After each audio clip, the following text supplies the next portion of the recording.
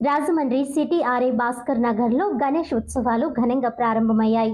స్థానిక city RI Bhaskar Nagar Balanjaneya స్వామి గుడి రోడ్డులో భాస్కర్ నగర్ గణేష్ ఉత్సవ కమిటీ ఆధ్వర్యంలో బుధవారం గణేష్ ఉత్సవాలు ఘనంగా ప్రారంభమయ్యాయి.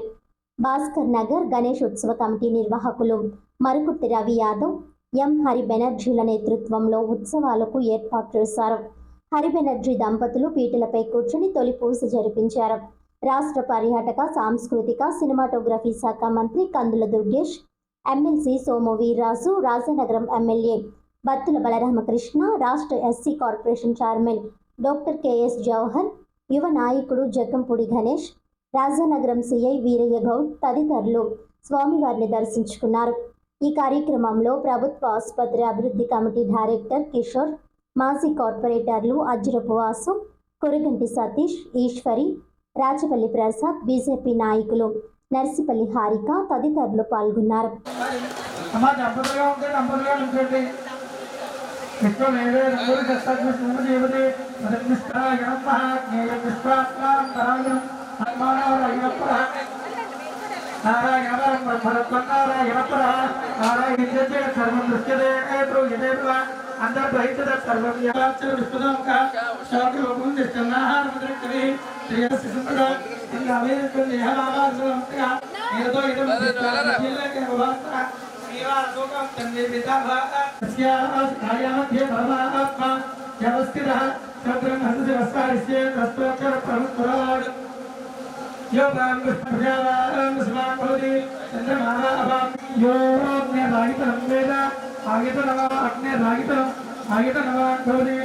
భాస్కర్ నగర్ 50వ వార్డులో ఈరోజు భాస్కర్ నగర్ గణేష్ నవరాత్రుల ఉత్సవాలు నాంది పలికం.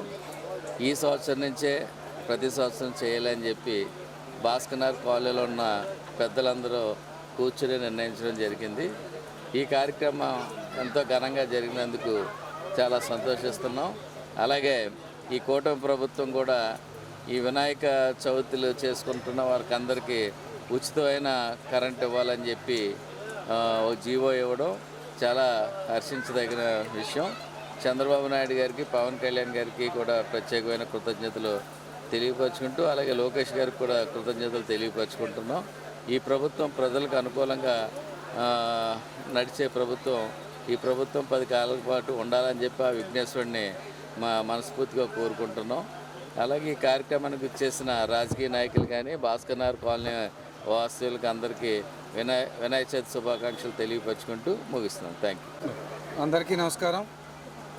ఈరోజు భాస్కర్ నగర్లో చేపట్టిన గణేష్ ఉత్సవాల్లో భాగంగా ఈరోజు మమ్మల్ని ఈ కార్యక్రమానికి ఆశీర్వదించిన ప్రతి ఒక్కరికి కూడా ధన్యవాదాలు తెలియజేస్తూ, ప్రతి ఒక్క రాజకీయ నాయకుడికి, ప్రతి ఒక్క స్నేహితులకి, ఈ కమిటీ పెద్దలందరికీ కూడా మరొక్కసారి ధన్యవాదాలు తెలియజేస్తూ, ఈ సంవత్సరం మొట్టమొదటిగా ఈ కార్యక్రమం చేపట్టడం జరిగింది. కావున ఈ కార్యక్రమం ఈ 9 రోజులు కూడా మహా అద్భుతంగా ప్రతిరోజు కూడా చేపట్టి ఈ ప్రాంత ప్రజలందరికీ కూడా ఒక ఉత్సాహాన్ని, ఒక దైవత్వం మీద ఉన్న నమ్మకాన్ని పెంపొందించే విధంగా ఈ కార్యక్రమాలన్నీ రూపొందించబడ్డాయి. కావున ప్రతి ఒక్కరూ కూడా ఈ గణేష్ ఉత్సవ కమిటీ మద్దతు తెలపాలి.